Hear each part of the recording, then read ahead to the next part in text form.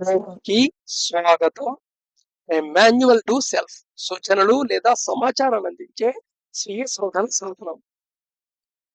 So నిన్న మనం core ఇష్యూని అడ్రస్ చేసాం. ఏంట core issue? Body and mind inertia చాలా ఎక్కువ ఉంటుంది, జడత్వం ఎక్కువ ఉంటుంది. జడత్వం అంటే ఏంటి? ఉన్న స్థితిని కంటిన్యూ మార్పుకి వ్యతిరేకించటం. అయితే ఈ బాడీ అండ్ మైండ్ సెన్సెస్ కి ఎందుకు అలా ఉంది అంటే అవి థామసిక్ మెటీరియల్ దొరకబడ్డాయి.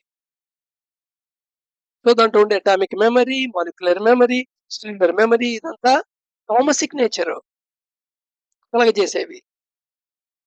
అయితే ఇక్కడ అడ్వాంటేజ్ ఏమిటంటే ఈ బాడీ అలాగే ఉండదు. పుట్టినప్పటి నుంచి మనం ఏది ఏ కణాలతో అయితే ఏ ఐటమ్స్ తో అయితే నువ్వు తయారయ్యావో ఐటమ్స్ తో నువ్వు పెరిగేదాకా ఉండవు. కాన్స్టెంట్ గా కొత్త ఐటమ్స్ యాడ్ అవుతుంటాయి, పాత ఐటమ్స్ పోతుంటాయి.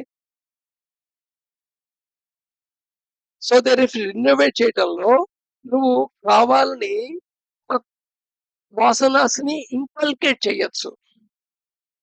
సో అందుకని ఇక్కడ ఫుడ్ ఈజ్ వెరీ ప్రామినెంట్ అని చెప్పాం. ఫుడ్, బ్రీదింగ్ అండ్ స్లీపింగ్ ఈ మూడు చాలా ఇంపార్టెంట్. వీటి గురించి తర్వాత వస్తుంది, అంతకుముందు వీడియోలో కూడా వచ్చింది. సో ఎనీవే ప్రజెంట్ దాన్ని హ్యాండిలింగ్ చేయటం, సెల్యులర్ లెవెల్లో అటామిక్ లెవెల్లో ఉన్న ఇనర్షియాని హ్యాండిలింగ్ చేయాలి. అది ఏ విధమైన మార్పు అయినా సరే వ్యతిరేకిస్తుంది. అది ఇనర్షియా. కృష్ణుడు మహాభారతంలో దుర్యోధనుడికి ఏదో చెప్పబోతే దుర్యోధనుడు డైలాగ్ ఉంటుంది. ఏమిటా డైలాగ్ అంటే, నాకు మంచి చెడ్డలు చెప్పొద్దు, నాకు మంచి తెలుసు చెడు తెలుసు, కానీ మంచి చెయ్యాలని నాకు అనిపించదు, చెడు చేయకుండా ఉండలేను. యాక్చువల్గా ఇది దుర్యోధనుడి ప్రాబ్లం కాదు, ప్రపంచంలో ప్రతి మనిషికి ఉన్న ప్రాబ్లం. ఇక్కడ కవి ప్రతి మనిషి యొక్క ప్రాబ్లంనే అడ్రస్ చేస్తున్నాడు, ఎందుకంటే అది ఇన్నర్ నేచర్ బట్టి.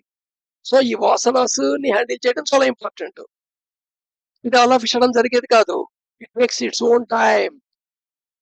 ఎంత టైంలో జరుగుతుంది అనేది నీ యొక్క ప్రాక్టీస్ మీద, నీ ఎండ్యూరెన్స్ మీద, నీకు సస్టైనబిలిటీ మీద ఆధారపడుతుంది కదా. ప్రయత్నమే చేయకపోతే ఎలాగా? అయితే సామాన్యంగా ఈ ప్రయత్నం చేయడానికి మనం ఆలోచించగలుగుతాయి అంటే విల్. ఆ విల్ ఉంటే చేసేస్తాం, విల్ లేకపోతే చెయ్యం. కానీ విల్ రావడానికి నీకు రిజల్ట్ ఉంటేనే విల్లింగ్ ఉంటుంది, లేకపోతే విల్లింగ్ ఉంటాం.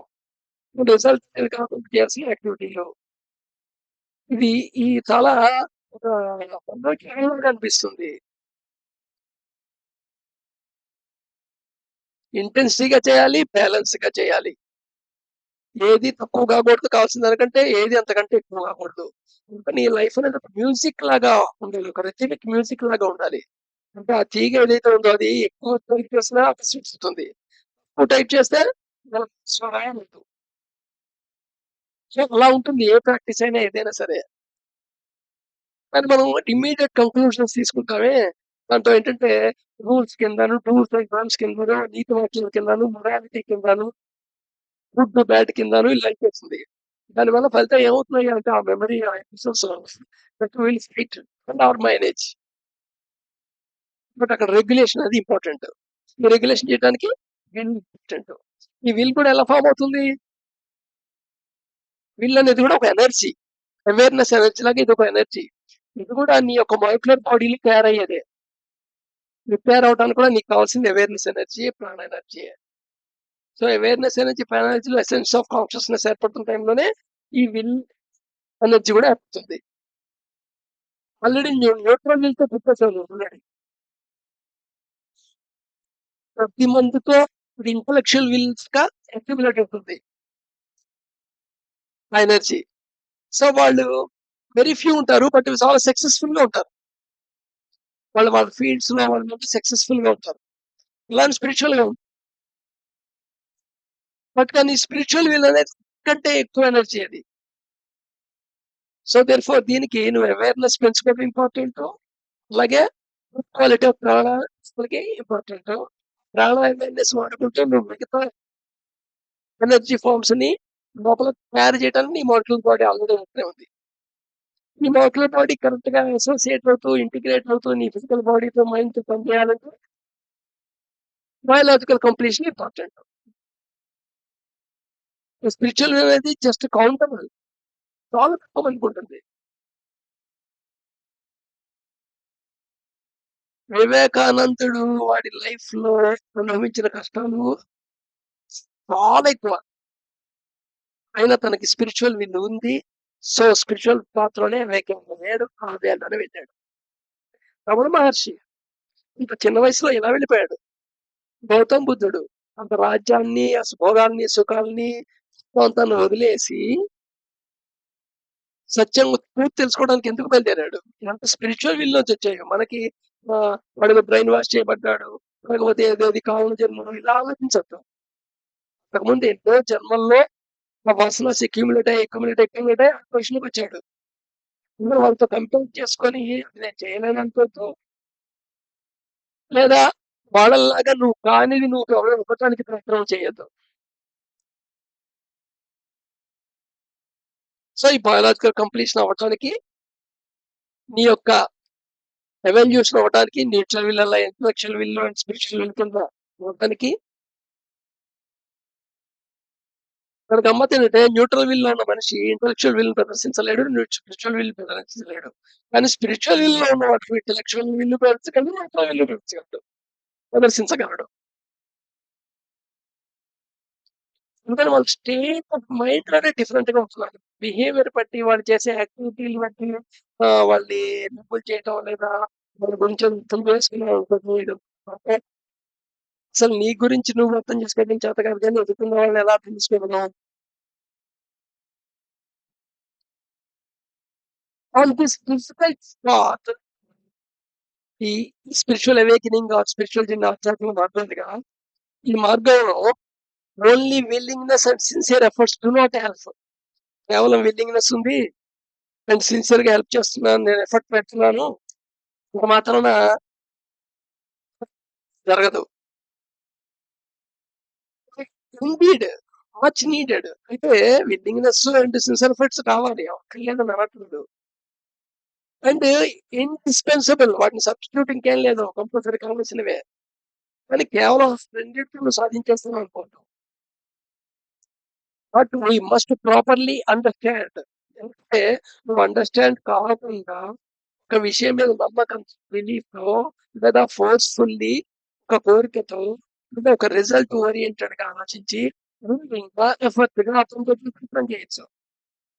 బట్ కానీ అండర్‌స్టాండింగ్ లేకుండా ఎక్కువ స్పిరిచువల్ జర్నీలో కాదు. సాధారణ లైఫ్‌లో జనరల్ టెంప్లేట్ ఏదైతే ఉందో మనుషులందరూ ఫాలో అయ్యేది దానికి ప్రాబ్లమ్ లేదు. దానికి ఎంత అండర్‌స్టాండింగ్ ఉంటే నువ్వు అంత నీ అట్మాస్ఫియర్ నీకు అంత కండ్యూసివ్‌గా ఉంటుంది. చుట్టుపక్కల అట్మాస్ఫియర్.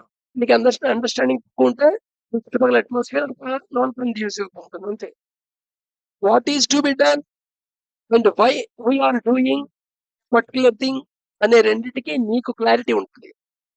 ఏం చెయ్యాలి? ఒకటి ఎందుకు చేస్తున్నావు? ఈ రెంటి మీద చాలా క్లారిటీ ఉండాలి. ఒక అండర్‌స్టాండ్ ఉండాలి ఖచ్చితంగా. అంటే ప్రాపర్ అండర్‌స్టాండింగ్ ఈస్ ఇంపార్టెంట్. అందుకని ముందు జ్ఞాన యోగమే ఇంపార్టెంట్. ఇలా అని జ్ఞాన యోగం చెప్తే చాలు దాంతోనే నాకు అల్టిమేట్ లిబరేషన్ వచ్చేస్తుందంటే పొరపాటు. జ్ఞాన యోగం ఎంతవరకు ఉపయోగపడుతుంది? మీకు రిక్వైర్డ్ వాసనాస్ క్రియేట్ చేయటానికి, మీకు విల్లింగ్‌నెస్ క్రియేట్ అవ్వటానికి, మీకు ఎఫర్ట్స్ పెట్టడానికి మోటివేషన్ కింద పనిచేస్తుంది అంతే. బట్ అది అండర్‌స్టాండింగ్ రూపం పొందితేనే జ్ఞానం అనేది మీకు నాలెడ్జ్.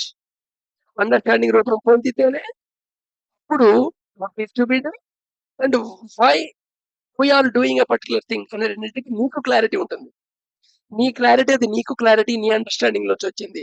ఎదురుగుండా వాడికి లాంగ్వేజ్‌లో అది క్లారిటీగా ఎక్స్‌ప్లెయిన్ చేయడానికి ప్రయత్నం చేయడం నువ్వు ఇస్తే చేయొచ్చు తప్పని కాదు. కానీ దాంతో వాడు అండర్‌స్టాండ్ అయిపోతాడు ఏదో మారిపోతాడు అనుకుంటే ఎందుకంటే అది నీకు అండర్‌స్టాండ్ వాడికి నోనే అవుతుంది కాబట్టి. అందుకని అండర్‌స్టాండింగ్ అండ్ నోన్ గురించి చాలా సార్లు చెప్పడం జరిగింది. That is why it is so essential to study yoga scientifically. కాబట్టి ఈ యోగా గురించి సైంటిఫిక్‌గా స్టడీ అనేది మోస్ట్ ఇంపార్టెంట్.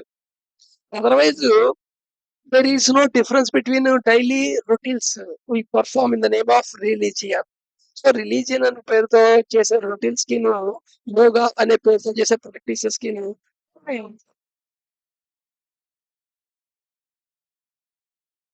త్వరగా చెప్పాలంటే యోగా అనేది చాలా టూల్స్ ఉంటాయి.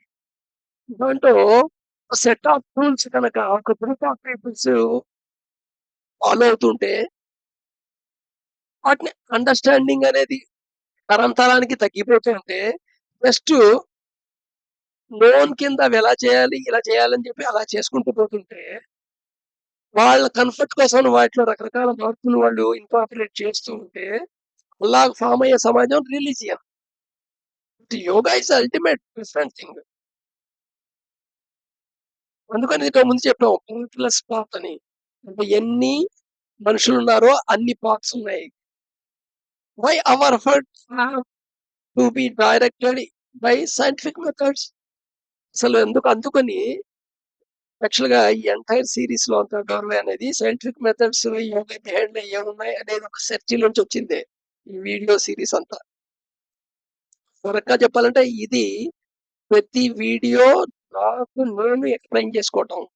Like at the same time ఇలాంటి యాస్పిరెంట్స్ ఉంటే వాళ్ళకి కొంచెం హెల్ప్‌ఫుల్ చేయగలుగుతాం అనేది. So, thank you. రేపు మళ్ళా కంటిన్యూ అవుదాం.